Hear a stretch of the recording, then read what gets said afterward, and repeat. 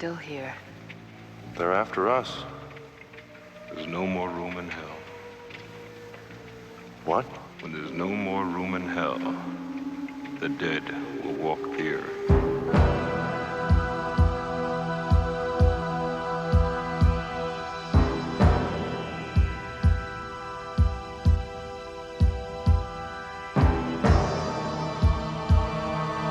When you make a film like this, some people are going to think, you know, gee, this guy's doing something interesting over here.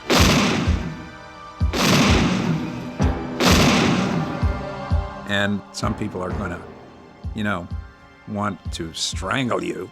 You know, but people just flipped out. I mean, screaming, yelling, cheering. I couldn't believe how people loved it. I thought, oh my God, it's so sick. A lot of people couldn't watch the film. It was so over the top.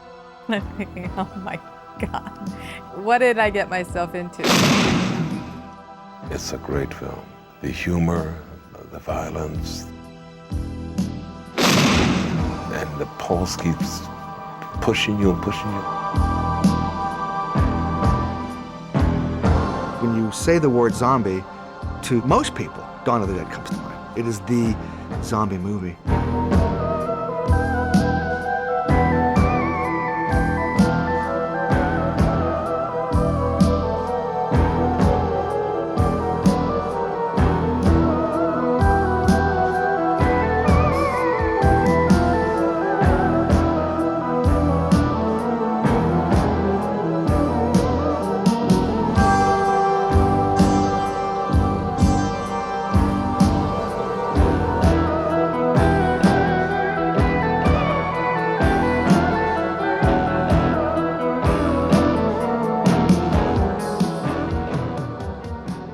I was always attracted to the horror genre.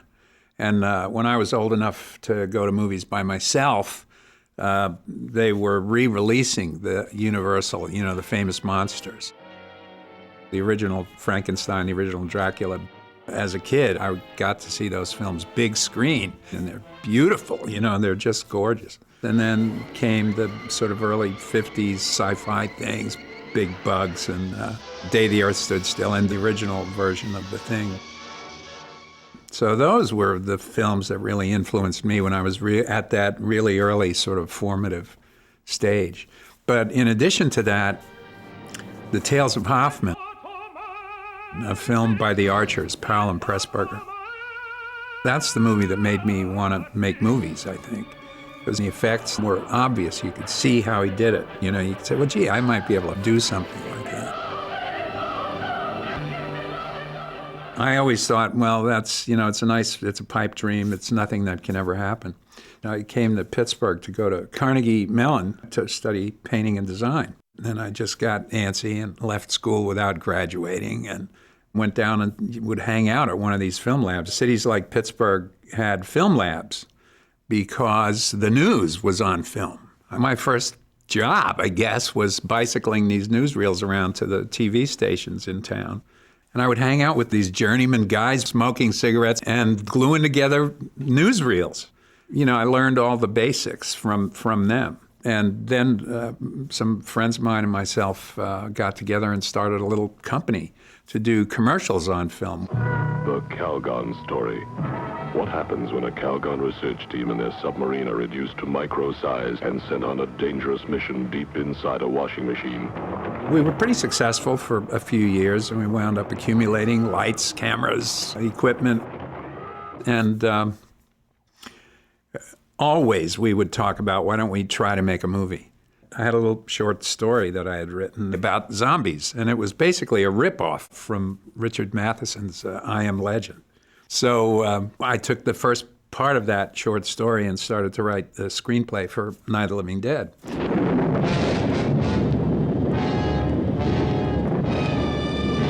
Then we decided to just go ahead and shoot. 10 of us kicked in $600 a piece. And we would shoot for, 3 days, come back, shoot a beer commercial, go back and shoot some of the movie again. It was real guerrilla filmmaking. We lived in that farmhouse. There was no running water. We had to bathe in the little stream out back. This went on for almost a year. So we were just lucky that, all the actors stuck with us and nobody got hurt or killed or anything, and we were able to finish the film. Welcome to a night of total terror. Night of the Living Dead. The film wasn't very successful right away. It actually returned money over the first 6 months or so, but it never was a huge success. And then it came back. It was sort of discovered in France, and then a few critics in the U.S. started to jump on the bandwagon and say, gee, there's more to this film than meets the eye. Theater owners would show Night of the Living Dead at midnight. People would go, and it became this event. We started to get phone calls from Hollywood saying, you know, can you make another one of those, or you want to come and make a horror movie for us? And I was just resisting completely. I didn't want to get typecast. So we managed to scrounge together a few bucks to shoot There's Always Vanilla, and a few bucks to shoot The Season of the Witch. And then The Crazies. But none of those films got seen by anybody. They weren't getting good distribution. And at that point, I mean, I dropped pretty much off the radar because, you know, having taken these several more shots at the wheel and nothing turned out. And you know how Hollywood is. If you don't hear about somebody in the last week, well, they must have died or something, you know. I met Richard Rubinstein, and Richard was able to go and raise the money to shoot Martin.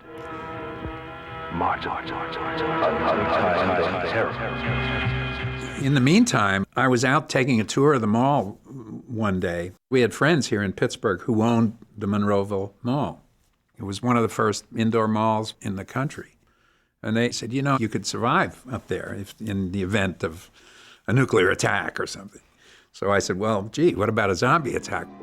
That gave me the idea. I said, this is a perfect way to do another film, have people trying to escape the living dead, and they wind up in this shopping mall, you know, this consumer paradise. Why do they come here?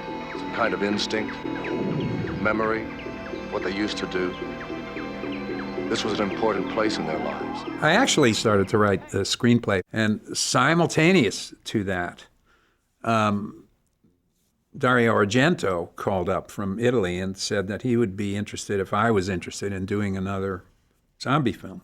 Io ero a New York perché usciva il mio film Suspiria e in quell'occasione un amico comune mi fece incontrare Giorgio Romero e Rubinstein, il suo produttore, anche amico, carissimo. E così ci incontrammo, lui piacque, vede il mio film, io vidi gli ultimi lavori che aveva fatto, che era Martin, che ancora non era uscito, e così lui mi disse, lui e Rubinstein mi dissero che avevano un progetto di fare il seguito della Notte dei Morti Viventi. So Dario said, you come. I said, I'll write it. He said, no, you come, you write here. Invitammo Giorgio a venire a Roma, e che forse un'atmosfera diversa, la sceneggiatura sarebbe nata meglio. We get flown to Rome to live in an apartment in the most beautiful part of the city. And George would have to write for 2 days, and then some translator would pick up the stuff every couple days and translate it. And then Dario Argento would come over and take us out to dinner and discuss it. It was wonderful. You know, he was a wild artist, flamboyant and wild. And he didn't speak much English then. And the two of them, they would just smile at each other and body language, you know. It was so funny. Dario and I never talked ideas. I mean, he was very respectful that way. Ma lui io mi fidavo moltissimo. Lui me l'ha scritto in una dedica. Io penso che in un momento in cui aveva fatto un film di cui forse era poco soddisfatto, così io invece gli portai un entusiasmo genuino, un amore, un affetto, una certezza nei suoi mezzi. He said, you make the film you want to make. I finished the script in this little apartment. It took me about 3.5 weeks to finish it. My wife, Chris, was saying to me the whole time, you know, you're nuts. George, this is too big. This is too big. Do you think you're MGM or something? I mean, this is huge. We can never make this, you know. But he said, oh, yeah, we can, don't worry. George, I have learned, always writes his vision and then says, I'll figure a way. And he always does what he wants, and somehow he pulls it off. I think that we felt that we could do it for under $1 million. Richard Rubenstein, he always used to say, I'll tell you what the parameters of the box are. But once you're in there, you can do whatever you want. He was great that way. We didn't know of a proper way of filmmaking at that point. So, okay, let's call up and see who can do what. Who are you going to call? You call your friends, I got a telegram from George, and it said, hey, we've got another gig. Start thinking of ways to kill people. Wow, what's this? So, of course, I called him immediately.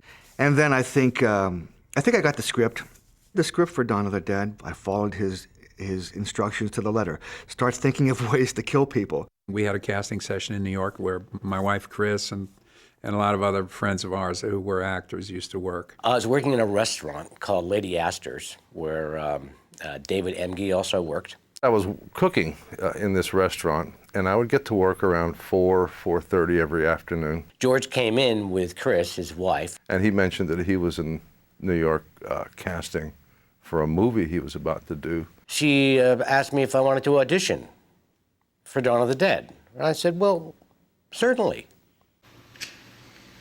I could run. I went through it once, and then I went to a callback. I could run right tonight. And he just put his hand on my shoulder. He said, okay, you got it. It was that simple. I said, can I audition? And he said, sure, why not? And I did.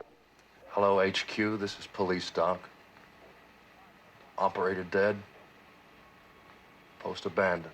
After the audition, I was told that I had the role, which was exciting. Wake up, sucker. We're thieves and we're bad guys. That's exactly what we are. Dwayne Jones, who starred in Night of the Living Dead, was a friend of mine.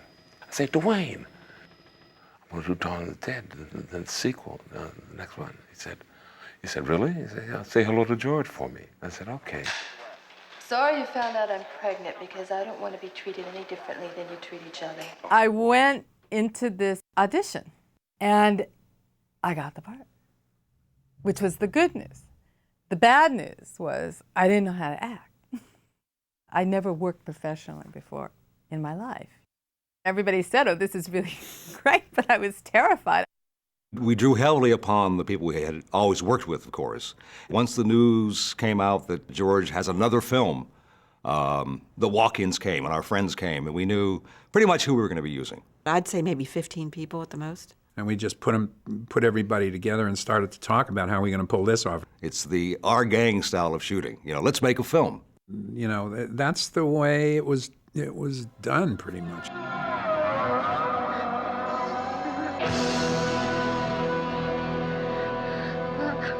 It was the very first day of shooting. It was the first feature I had ever done, and I'm nervous. As production manager, I was just responsible for getting everything together to be where it needed to be at the time it needed to be there.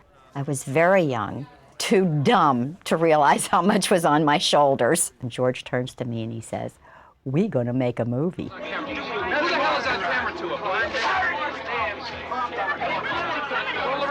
Roll the rescue station!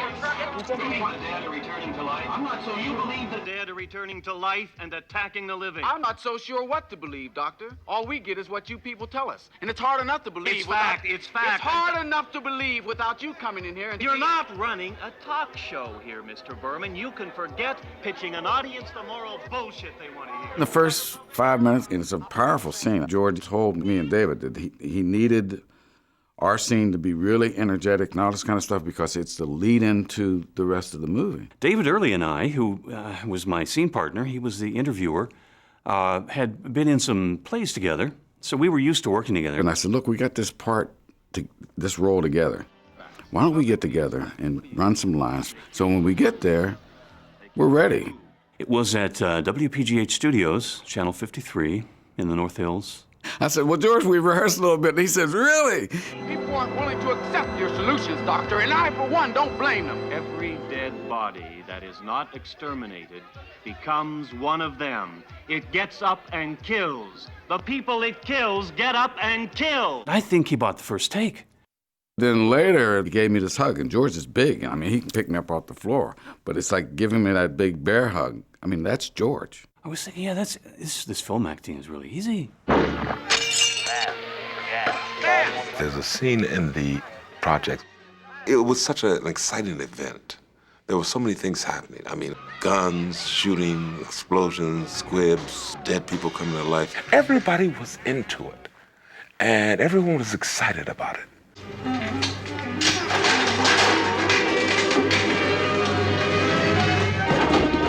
Dawn of the Dead was a learning experience.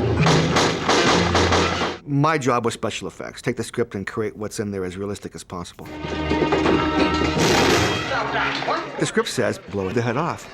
We'd read the screenplay and, how the hell are we going to do this? We had this rubber head. We filled it with condoms filled with blood, apple cores, shrimp dip, anything on the craft service table went in that head. We sealed it with plaster. So when I would turn it over or open the molds up, I would have this rubber head filled with these goodies. So we did it brown like a Puerto Rican and the afro wig sort of and the goatee. And they said, everybody come in, Tom's gonna blow off the head and we're gonna shoot this head off, They're not doing that. And yes, they are. Oh, great. Let's go see this. We'd all go trooping out there. I'm thinking, wow, okay. Now I got an audience, too. And I remember we cleared the area. The camera was behind me, and I just blasted the head off with that shotgun. It blew up real good.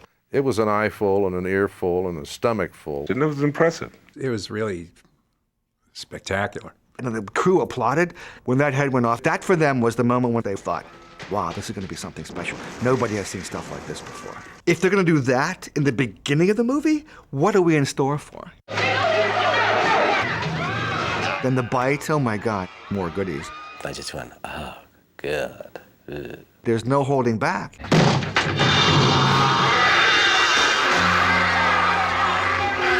And then we're called downstairs to shoot the scene in the basement, and all the zombies are there, and they're eating each other.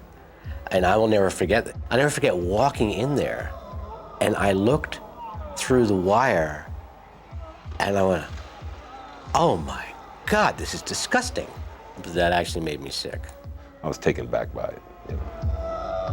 And I said, my God, this will never play in the United States. The censors just won't let it in. It's too gory. And I looked over at George. I said, George, this is disgusting. He just looked at me. He went, I know. And he just grinned. I knew that we were pushing the envelope with the gore a little bit. I didn't want to shy away from that. And I also had this feeling that it's a real sucker punch. We needed that kind of sucker punch just to say that this is real horror, guys. Meet me on the roof at 9 o'clock. Getting out. I don't believe We're this. gonna What? get out in the chopper. Stephen, we can't. We've got... It's 9 p.m. all right. Stephen, we can't. We've got to We've stay. got to nothing, Fran. We've got to survive. Somebody's got to survive. Now, you be upstairs at 9 o'clock and don't make me come looking for you. Go ahead. We'll be off the air by midnight anyway. The emergency networks are taking over. Our responsibility is finished. I love the story, and I think people watch the film and they think, well, what would I do in that situation? I think what really speaks to people is the relationship between the four characters. Roger always felt that he was able to succeed no matter what the odds, no matter what the obstacles are, and that's what he prided himself on, which was also his tragic flaw. I read the script and I said, I can't wait to do this. I mean, you're the cowboy, you're the hero. I think it's every kid's dream to put on two holsters, a rifle, the bandolero around the chest, and I couldn't wait. Loved it, loved it, loved it. I played a guy who was slightly off kilter a little bit. He was just an ordinary guy. He would look silly at times. He'd make wrong choices. He would fail where the SWAT team guys would heroically succeed. In the beginning of the film, Fran was the drag, the weak thing, you know, pregnant, getting morning sickness. On the other hand, she sort of came through as a heroine and not just somebody that they had to take care of. You know, I liked it when Franny got strong. Usually horror films had women running around in underwear at that point, screaming and crying and being chased by the monster. And I think why there's such a respect for this film is because it went to another place. We were at the airport and there was a zombie. And George wanted me to scream.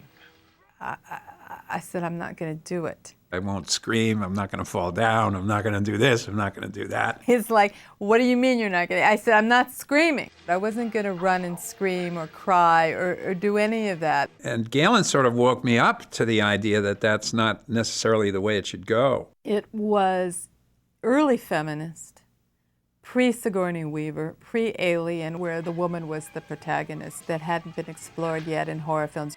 After that, he never asked me to scream. Maybe he thought I couldn't, so why bother? There were 2 days at the airport. The Monroeville Airport, literally, was a grass strip, one dinky building, and a couple little wooden hangars. And since I was brought in just for this particular section, I didn't have a lot of the continuity of knowing other people who were involved as well. I was trying to ask the other zombies, how's everybody else doing this thing? Basically, there was little direction other than we have this great scene and you'll get your head taken off by a helicopter. The script says the zombie stands up and the helicopter blades take the top of his head off. So again, it was, how the hell are we going to do this? So, well, what do I need to see? I need the guy stands up, head disappears, blood flows out. Well, that's simple enough. The appliance that Tom had put together added about 2 inches or so to the top of my head, and he was able to build out around with a foam type of component. Then I sliced it in many sections and attached each section with varying lengths of black fish line. Laying in on the top of my head were 2 tubes, which ran then down my back and all the way down back through the bottom of the pants legs. And 2 guys behind the boxes with the hand pumps filled with the blood. And those were in place through the walking sequence and so forth. When I got onto the crates, the helicopter wasn't running at the time. The blades were animated in later, you know. I just handed that fish line to a guy and said, run. And when he ran with the fish line, Jim's head unraveled. And then we just pumped blood in through tubing up Jim's legs to the headpiece, spraying out of the head. That was it. That was a take. When I shot the kids at the airport, Tom Savini's nieces and nephews, I think, I didn't enjoy that. No, didn't enjoy that, shooting the kids. Thought that was a little crazy. Jesus, it's everywhere. We're still pretty close to Johnstown. Those rednecks are probably enjoying the whole thing. I knew that that armory was there and the National Guard was there. And it was my job to go and try and get it. And I just went and knocked on the door and spoke to, you know, Lieutenant Colonel whoever. Everyone in Pittsburgh, including all the National Guard and the people at the armory, they knew who George was, and they let it happen. I guess probably the National Guard that were due to work that weekend came out with their tanks and their guns and all their stuff.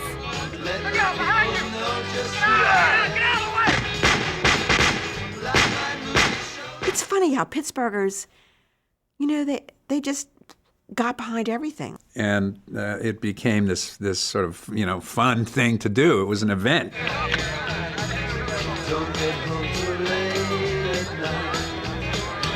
People really viewed it as kind of a picnic.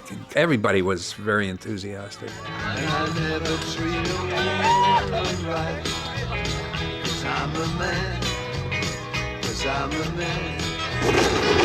I like to be the shelter of a trunk. It was great. George was so happy, you know, right?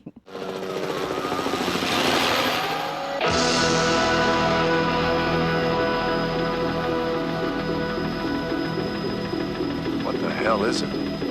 Looks like a shopping center, one of those big indoor malls.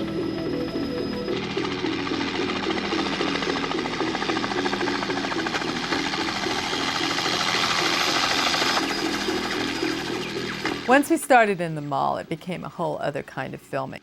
We were up at, breakfast was 4 o'clock in the afternoon. Then we'd all gather down in the lobby of the Bigelow Hotel, and we'd all get in the car and drive out to the mall. We were supposed to arrive at the mall about 7 o'clock, and it'd be full of people, a mishmash of things going on. I would make up the appliance zombies or think about what effects were going to happen that night. We'd all be planning or trying to rally meetings with people about, okay, what we're going to do tonight. We needed everybody to put in 120%. I typically would arrive very early along with Tom Dubinsky and start loading magazines and looking at gear, cleaning lenses. And they'd start rolling camera, I think, like 10 o'clock. Then you'd work all night. And continue shooting until morning. It's a little difficult, to adjust to in the beginning. We were just so immersed in doing the project that it was, I don't even, you lost time. We were just doing it. That's all it was. And there was no other life. I don't remember not working. I've been sleeping. Some of us had to work all day to get ready for the night. The elixir of choice, by the way, was coffee. Watch your boom, Stu. We always had styrofoam cups of coffee. We used to jokingly say George never ate, never used the restroom, only drank coffee. And that's real Jack Daniels, which we enjoyed because it was cold as crap in Pittsburgh at that point. Inside, we were like shaking like this. It was so cold. I'll never forget it. It was like freezing cold. It was the dead of winter. We had one night that it snowed. It was getting a little late. When's lunch coming in?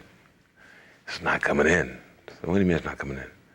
We're snowed in. They can't get here. I said, what?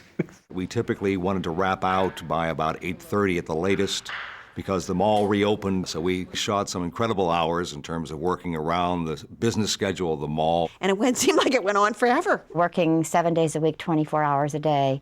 And really, for not much money. I mean, no one made anything.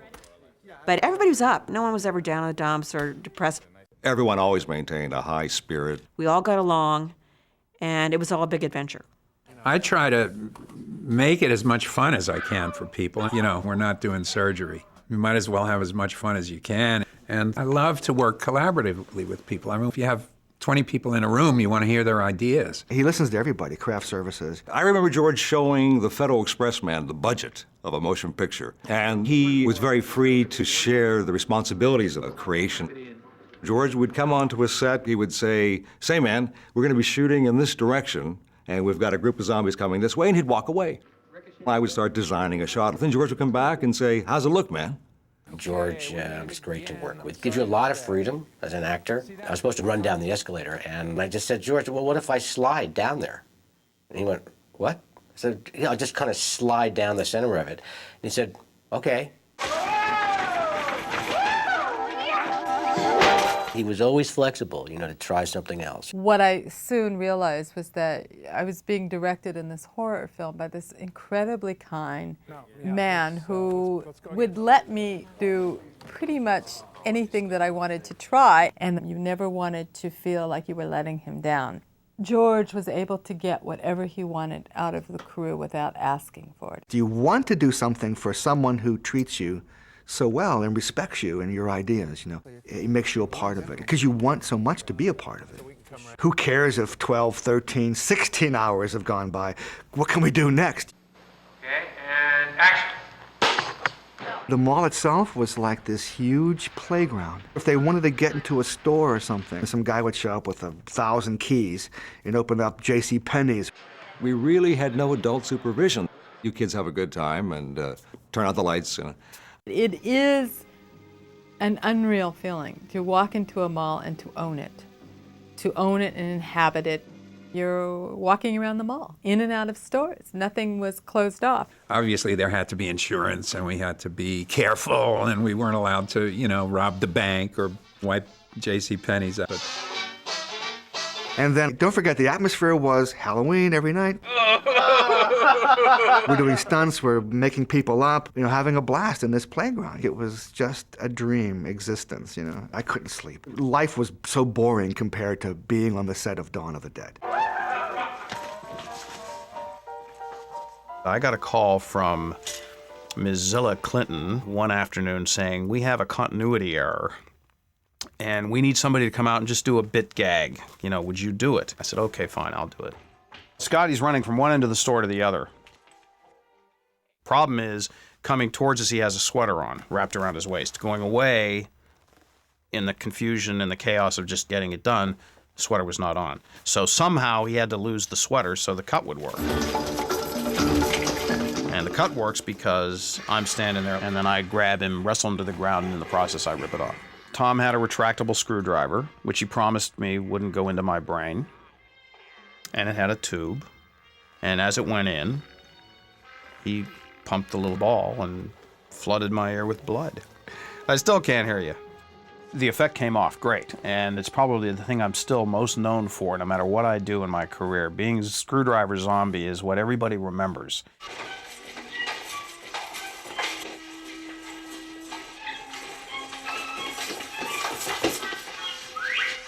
Scotty and Ken, those two guys hit it off right away. And seeing the two of them, there's a little guy and this big guy, I just think it's pretty hilarious. What do you think? Bag it or try for it? You game?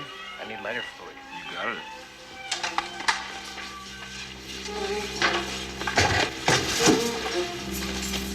it. They really are a team. Scott was a little bit of a pain. No, I'm kidding. No, we had a good time. And the sort of humor that we have that sort of naturally developed. We used to drive to the set together in the morning. Kenny tended to be just always like a little bit late, right? And I'm like waiting in the garage and it's freezing cold in the parking garage of the hotel and I'm heating up my car. And Kenny sort of saunters over, he's taking his time and he pops in and he says, okay, let's go. I'm going, okay, gee, I'm glad you're here. And all of a sudden we turn on the radio and they have the song Short People. So short people, and they don't deserve. I looked at him and said, that's you. That's that song that you.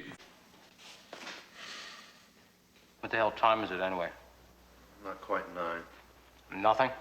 As long as we're getting a pattern, that must mean they're sending a signal. We actors, we would eat together, talk together, go over our lines together. It all sort of worked in our personal lives the way it was working in the script. Everybody suddenly went into character. Ken became the strong, silent, I can handle this. Scott became the Joker. David, he wanted to be like them. And I was the drag. I would have made you all coffee and breakfast, but I don't have my pots and pans. The guys would go and do stuff, and they wouldn't include me. I want to know what's what's going on. We're going out, and you're not coming with us. That was the dynamic behind the scenes as well as in front of the camera. 376, take 6 on 1477. I don't like conflict. I shy away from conflict in life. And certainly on the set, I really don't like it. I do tend to write about characters in conflict, sometimes pretty extreme conflict. And, it's playing cowboys and Indians is what it is. It really goes back to those kid games. Well, I'll be the good guy, you be the bad guy. And that's what it's about.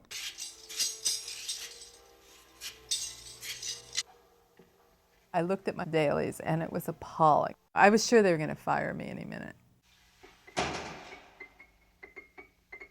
Stephen? I didn't have a clue what acting on camera was, and I'm trying to figure out, what am I going to do? So I was going to an acting coach whose name was Mira Rostova, and Mira was this fabulous old-school Russian acting teacher from Moscow Theater School, little tiny bird-like woman, and what she had was a scene class. And everybody would come on Monday nights, and they'd read a scene from a play they were working on. And, other people are bringing in Seagull, and other people are bringing in, Hamlet. So I thought, okay, I'm bringing in Dawn of the Dead. She goes, okay, what do you got, Galen? I can't believe I did this. And I said, well, this is the thing, and I'm in the shopping mall, and I'm being chased by this Hare Krishna zombie. And she goes, what is a zombie? And I said, well, it's a dead person who walks around and tries to eat flesh. It eats human beings. And she's doing this incredibly seriously, as if it was, just another classic that she had to deal with. You must do surprise here. You must do terror. Then I started bringing her scenes from Dawn of the Dead privately. And she would sit there in her living room and go, okay, now what is the zombie doing today to you, Galen? He comes in, he grabs your leg. What do you do now? And now the zombie. And it worked. So I had a little help by the time I got back to the shopping mall. Dawn was the most fun, probably any project I've ever done. The role was terrific. It was a terrific role because it has the character has a real arc in the story. Roger! Come on, man! Get your head together. We got a lot of work to do. He really believes that he can beat this. We got this, man. We got this by the ass.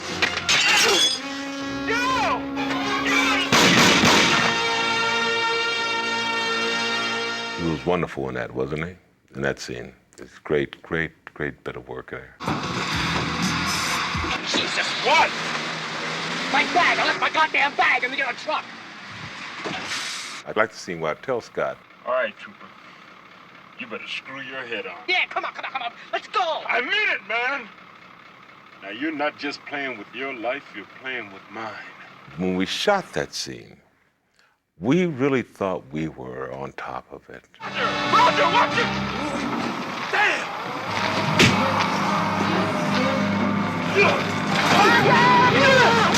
The emotions were going. We felt good about it.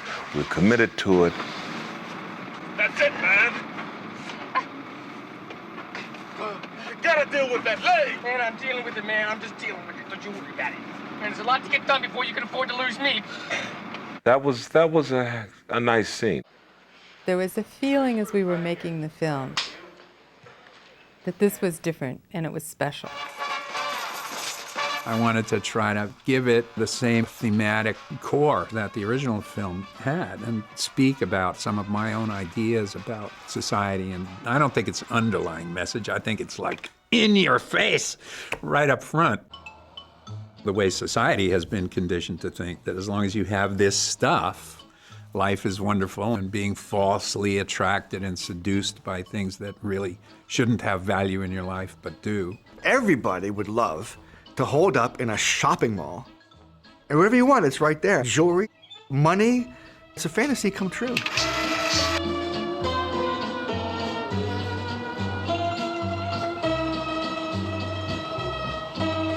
Whole satire of the consumerism. I just thought that was so interesting how, George was tuned into that. And George had the beat on that in the late 70s when shopping malls weren't as popular as they are today. I was really surprised by the intelligence of the script. It's a reflection of who we are, and it's funny. Dawn of the Dead, in my mind, is much more comedic than it is scary. I don't think it's a scary movie. It's a comic book. It's a romp.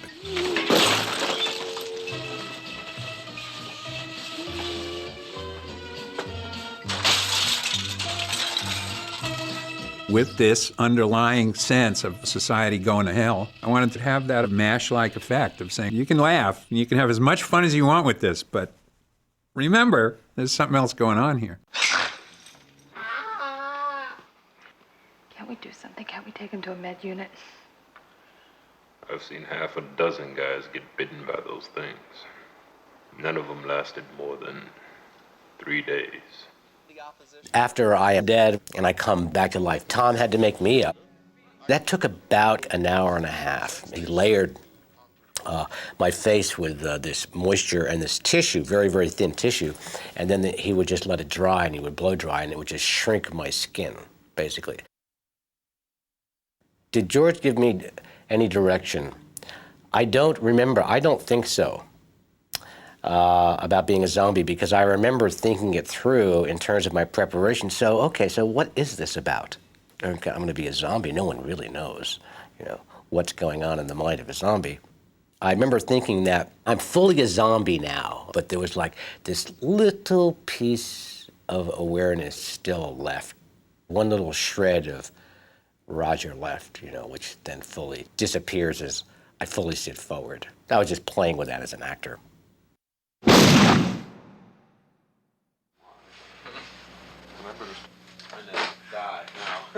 We never had problem recruiting zombies. Everybody that we asked would say, sure, I'll come out and be a zombie. I mean, seriously, everybody I think I ever knew in my whole life came out to be a zombie. I mean, it was come out to the mall, there'll be some food and coffee wagon and just watch people watch these crazy guys shoot a movie.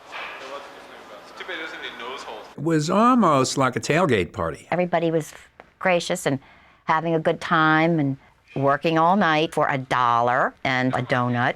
And as time went on, recruiting zombies got easier and easier because people started to hear about it. A lot of it was word of mouth and people just wanting to be a zombie in a George movie. And then it's not just that they want to be zombies, they want to be juicy zombies. They want to die in a bloody way or something, Which I never could relate to. I couldn't believe that all these people wanted to get themselves shot or bitten. They wouldn't take their makeup off. They wanted to go home and show it to their family and stuff. Leaving the mall, the looks they would get, I can still see some of the people with their children, licking and pointing. And there were a few local legends about zombies wearing their makeup home and stopping at the McDonald's or the Eaton Park. So word spread pretty quickly.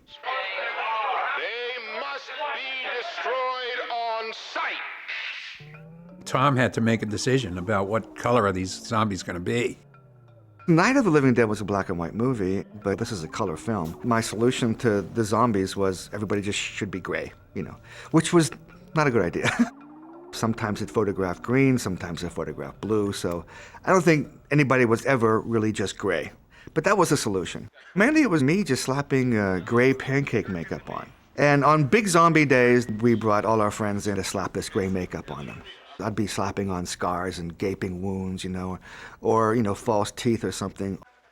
Generic stuff that we just threw on people, and luckily it fit. And later on, my friend Tasso came in and helped me do makeup.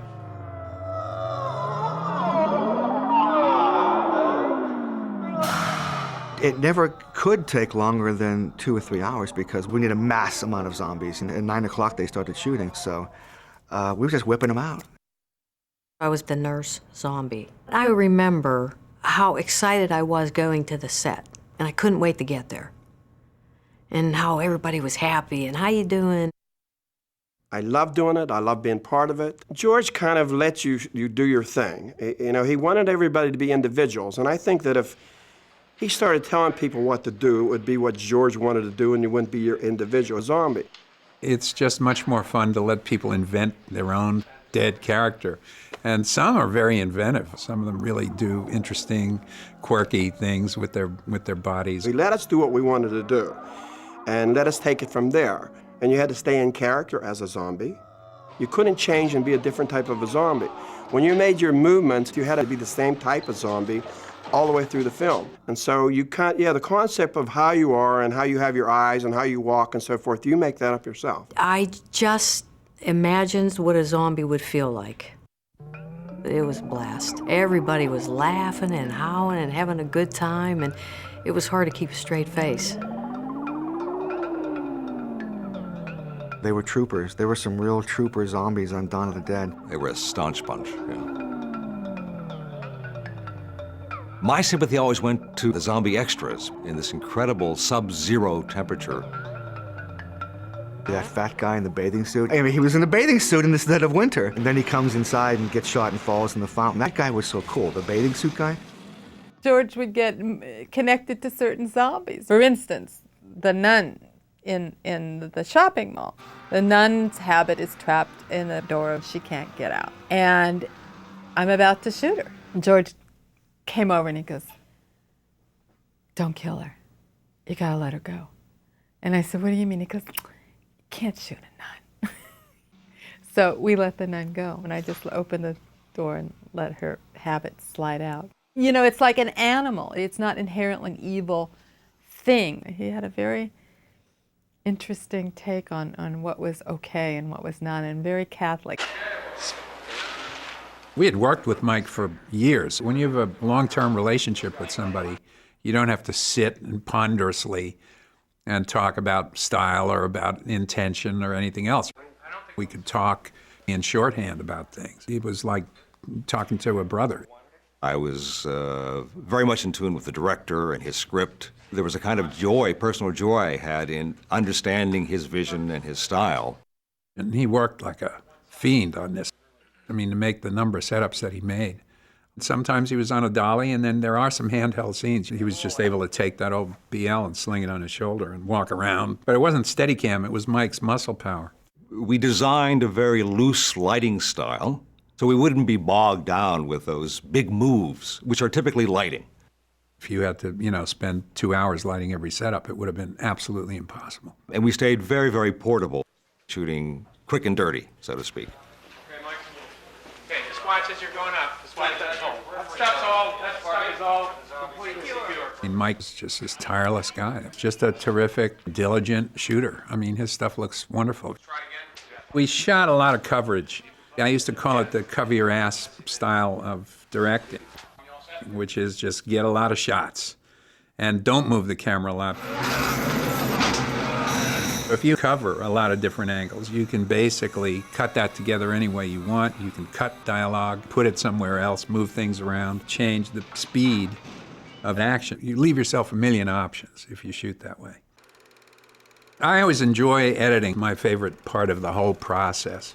You can sit there with your coffee or your glass of scotch and think about it for the first time and without having to make quick decisions, Guy is just a phenomenal editor.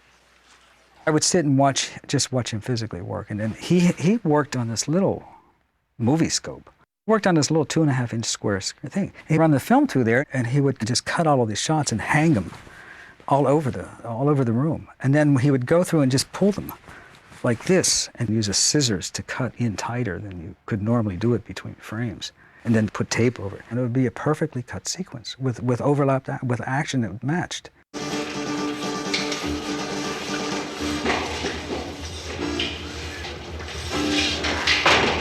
It's an amazing process to watch him.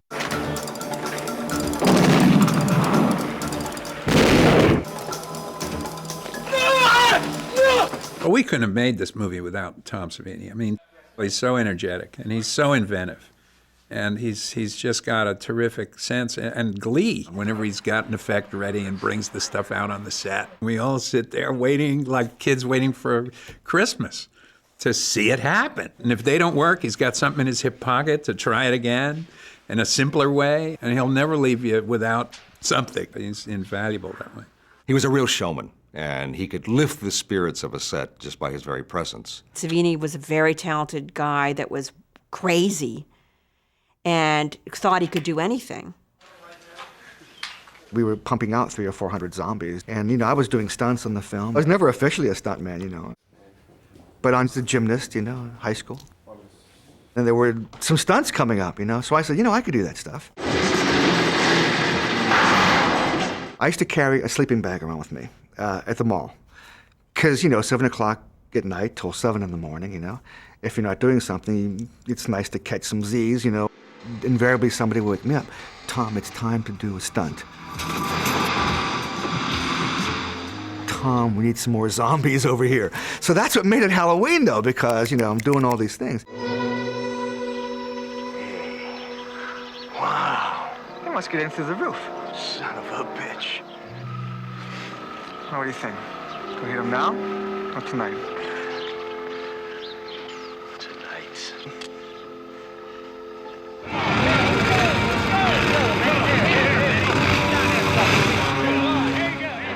We knew there were going to be bikers in the movie, and then the bikers showed up, and and they're real bikers. It's the pagans, Like Hell's Angels type people. They were very nice, all really nice people. They came out and brought their bikes and, just for the goof of it. We had the whole gang for a day or two. We also needed people who were able to deliver lines. And Tom Savini said, well, what about us? We're macho actors, stunt guys, on Dawn of the Dead. We gotta, be part of this group. Casa was Sledge. With the sledgehammer, that was his character. He was Sledge and I'm Blades. They were just great. I mean, they were just, again, energetic, and they added a lot of flavor and color and actually created these couple little characters that people remember. Holy shit.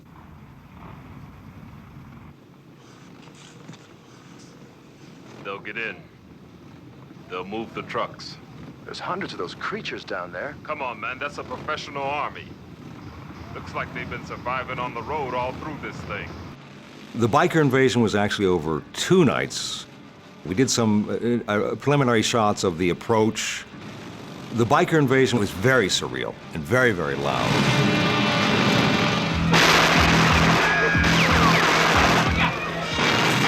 One of the ways that they got in was blowing out a big glass window, okay? And everybody came down to see the effects. Gary Feller was Mr. Special Effects guy. Gary's whole idea was bigger, better. They put too much explosive power behind that bomb. I think the entire glass side of the mall went up in a huge explosion. And then we did the big flood entry of all the bikes and bikers. And they were great. The leader was really cute. And I rode on the back of his motorcycle in a shot. You just see a flash of my back. That was fun. For these guys to ride their bikes through a shopping mall must have been a charge.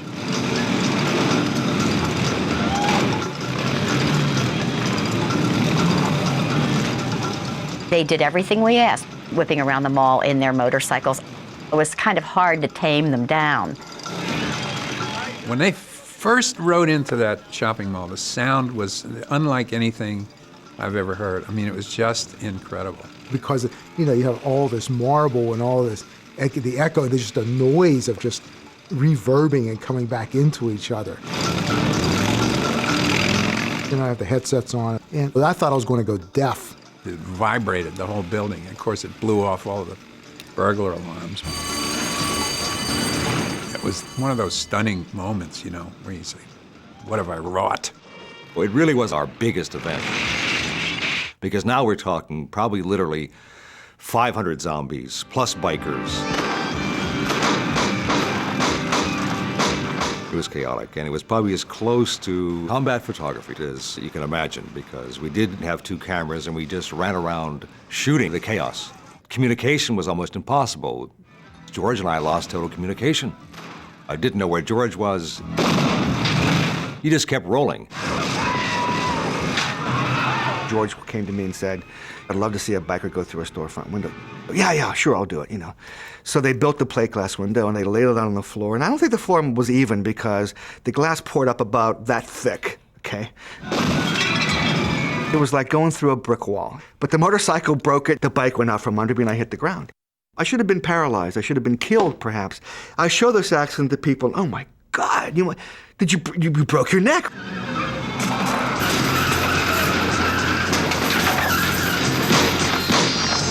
There's a scene where we used a Volkswagen Scirocco to travel through the mall at high speeds. We paid nothing for the Scirocco. I mean, I remember being on my knees at a car dealer begging for the car.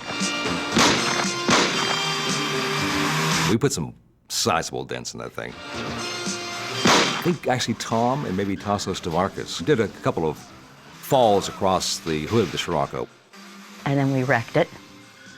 It hit a pillar, what can I say?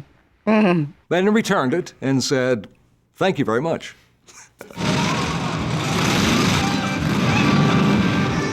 At that point, I said, this is so nuts. What don't we have? We don't have a pie fight. Let's have a pie fight with the zombies, We may use it, we may not. But it's good for a laugh. So, okay, it's pie fight. There were pies. The seltzer bottles, and suddenly we're the Three Stooges. And I remember people sliding around on the whipped cream and eating it and laughing.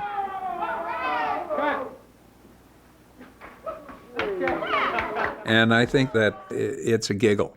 I thought it was horrible. Well, I just thought it was over the top, ridiculous. But you know what? Obviously, I was wrong because people love all that stuff. You know, so I'm glad he doesn't listen to me. You know. Flyboy? Flyboy? Flyboy, where the hell are you? We took it.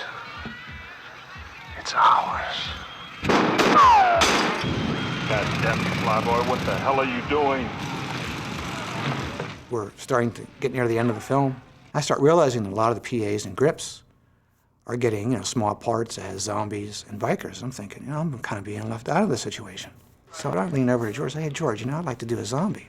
24 hours later, I'm getting this machete in my skull, getting kicked across the floor, and I'm enjoying every minute of it. My thing was always to use the real actor as much as possible. We could have chopped a fake head with a machete, but somehow seeing the real actor who can react, it's the real deal, I'm grabbing on his pants and I'm raising myself up and I'm going in for the bite. When Tom Savini comes down with the machete, camera cuts, okay? Then they take the one with the whole cut in it, they place it in my head, camera rolls. He pulls it out. Then they print it in reverse. Say goodbye, Creed. And it worked. It was a wonderful effect.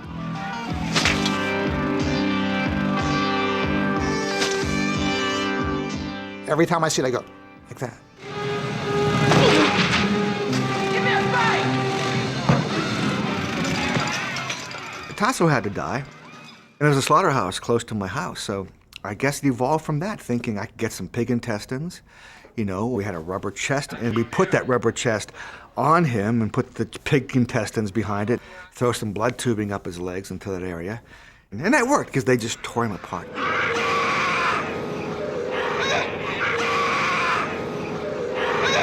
Those intestines coming out, they are some clean intestines, and that's because Tasso just washed them, rinsed them, and scoured them under hot water, squeezing them and getting all the goo off them, because they were going to go against his skin. When they come out, they are pristine. It used to astound me that zombies would argue over who got to eat, something I wouldn't want to come within 10 feet of. People would fight to be the one, I'll eat that, I'll do it, I will, let me.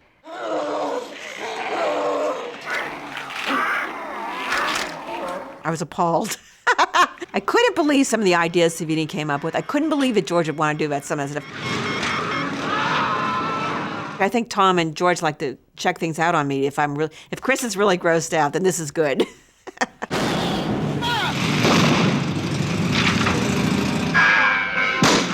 My stuff has the reputation of being very realistic. My time in Vietnam had a big influence on me as a combat photographer in Vietnam. And that's what I try to put into the effects that I do.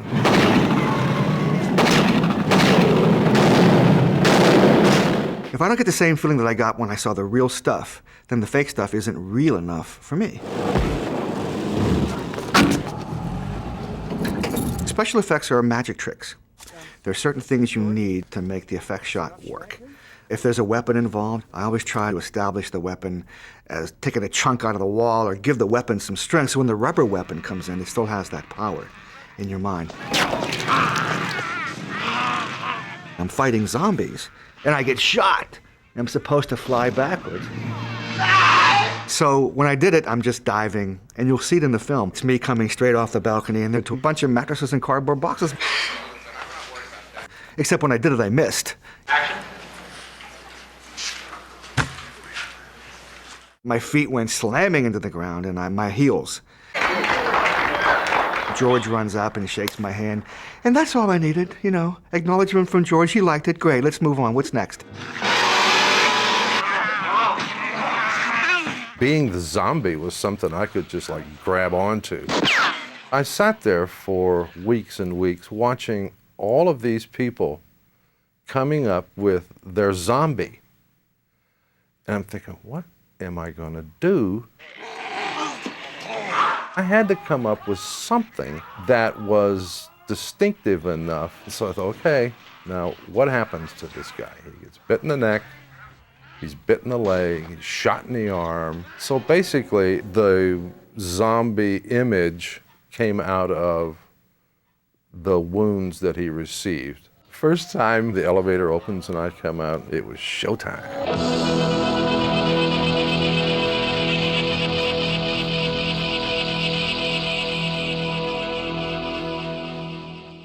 And I think George liked it a lot. I remember him going, "Wow, King Zombie, man, that's great." His zombie walk is yet to be equaled. I don't know how he did that with his foot. I mean, I really pushed that way over.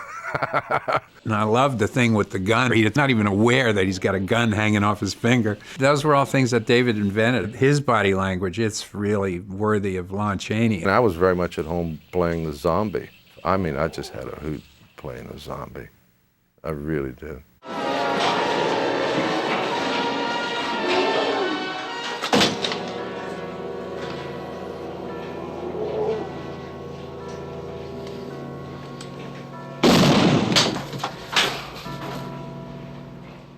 I read the script for Dawn of the Dead. I think the original script had the very horrible, tragic ending. Go on, get out of here. The zombies are coming up, and there's really no place to go. Get out of here. Jesus Christ, Peter. I don't want to go. There's no reason to fly off anymore in a helicopter. I'd shoot myself in the head with the Derringer, just end it all, you know. I just give up and put my head into the helicopter blade and kill myself. That was, I thought, a particularly strong ending. At the same time, I could understand why they thought that would be too difficult. I'm sure I was always saying, you can't kill everybody, you can't do it.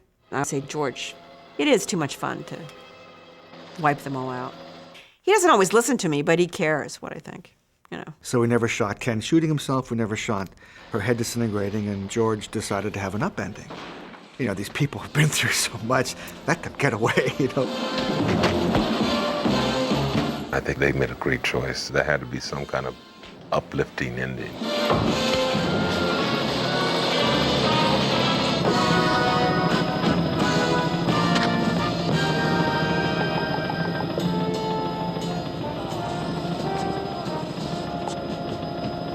How much fuel do we have? Not much. All right. I love that swell, the strings when they fly away in the end. You know, I mean, how can you live without that, man?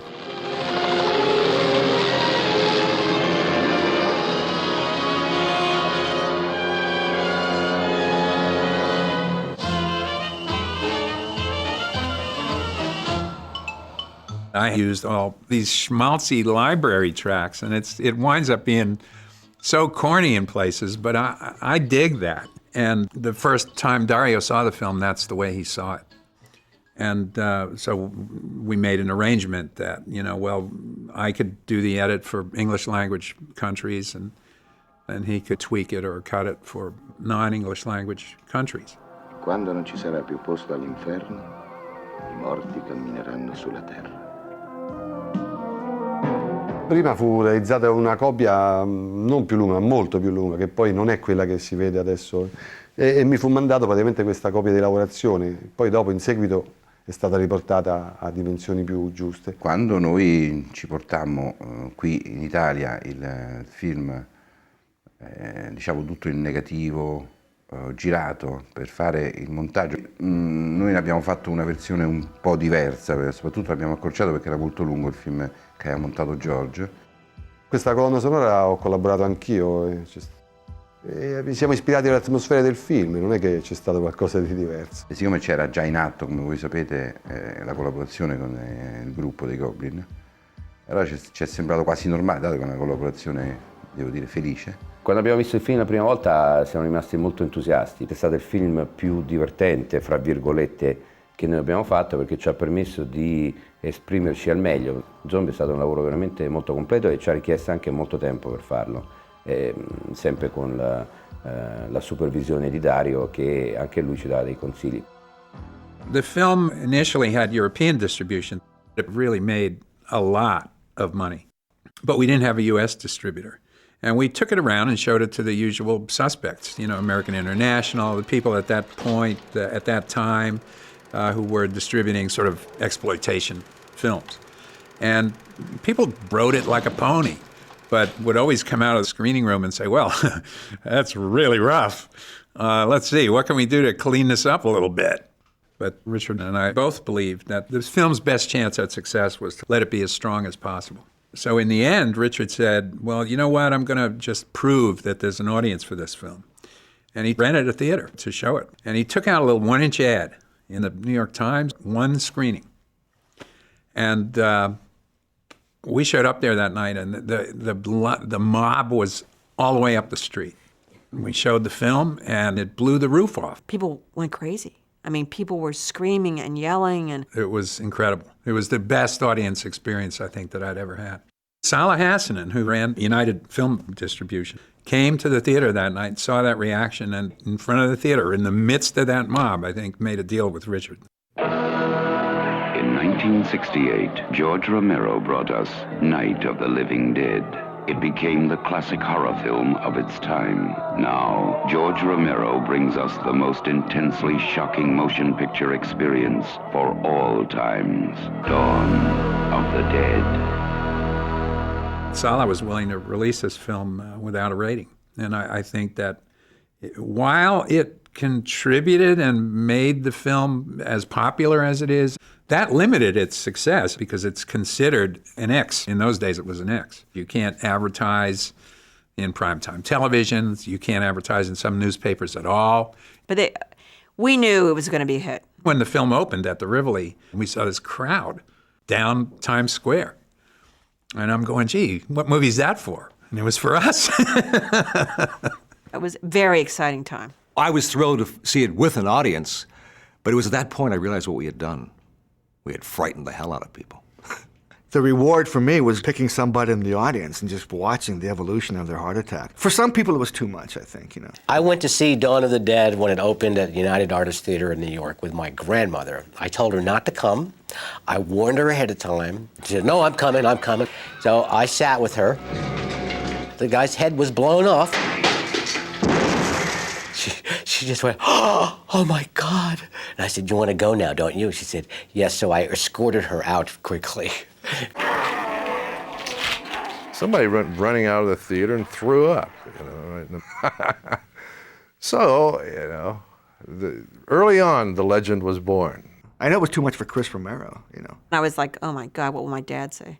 You get a varying degree of reactions depending on who's watching it, you know. Some guy's getting his head chopped off with a helicopter.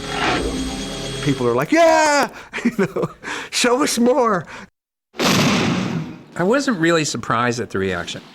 Your hero on one hand and the devil on the other hand. And I was satisfied that we'd made a film that pays off on several levels. Horror fans dig it. People that want its message or its satire dig it. It's a fun ride.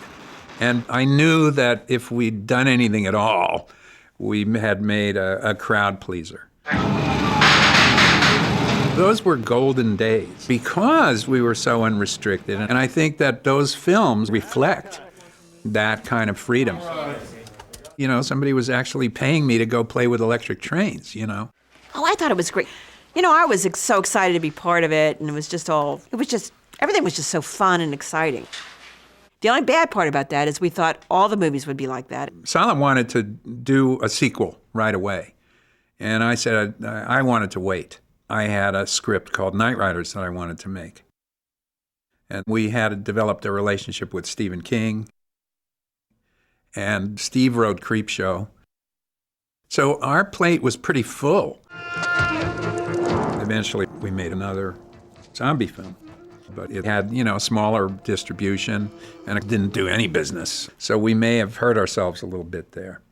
But that's the way it went.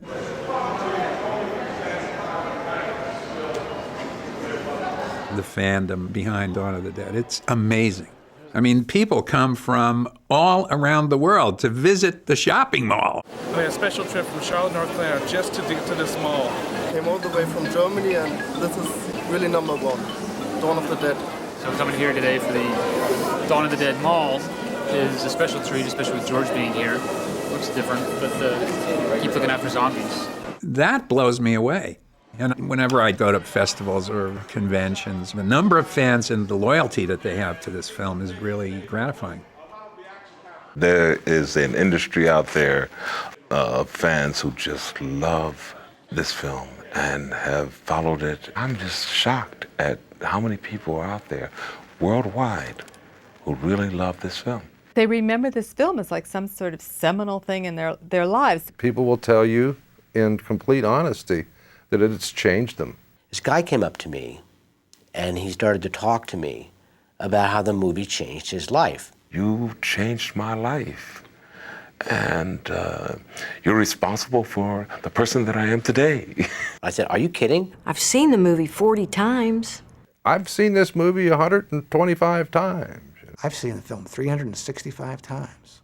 How often do you look at it? Every Friday night. Every Friday night. I looked at his wife and I said, that's why you don't have any kids.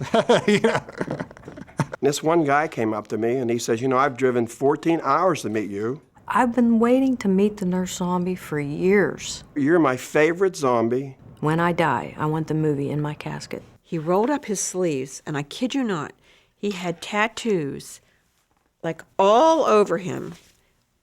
And he pulled up his shirt, showed on his chest, of every character from George's movies. You know, it blows you away. It's. I mean, I think it's nice for George. I think it's really nice that he has those fans.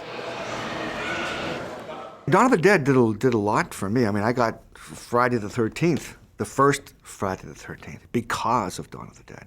And it began the splatter craze. I worked from movie to movie. I worked for a long time, and Dawn had a lot to do with that. You know, a lot of the jobs that I have, with the Michael Manns and the Marty Scorsese's, all come out of the fact that they respect George. It's been so easy for so many of us who came to Hollywood from Pittsburgh. We've all done quite well, and that's thanks to George. He really mentored, and he may not even have realized he was doing it. That feels better. And you think, who is this person who makes these horrible movies? It's this lovely, bright, sweet man that, yeah, you give 110% for because you want to. He's one of the best people I've ever known. As I look back, I'm happy I made the choices that I made, and I'm very comfortable with sort of my body of work, if you want to call it that. I think I'm still considered by Hollywood mainstream as being a maverick. What's that guy going to do if we give him money? Cut. Freeze. Cut. As long as I can keep doing it, I'm happy as hell. You know, that's really all I've ever wanted to do. Yeah, let's go again. But there's no doubt in my mind that there's a market for a fourth film. And particularly these days, this seems to be sort of the year of the zombie or something. I mean, there are all these zombie films coming out, or have been out, or that are coming out, including a remake of Dawn, which I didn't have anything to do with. The fourth film, as I have it written, is basically about ignoring the problem. It's sort of like trying to live with terrorism, you know. And I think it does sort of reflect sort of what's going on today, you know. It's a little bold and a little more expensive. I might have to shoot a couple of versions. So if it all works out, fine. There are some hardcore, true zombie fans out there who are just waiting for the next Romero zombie movie, you know. And all these other ones are just warming them up, okay?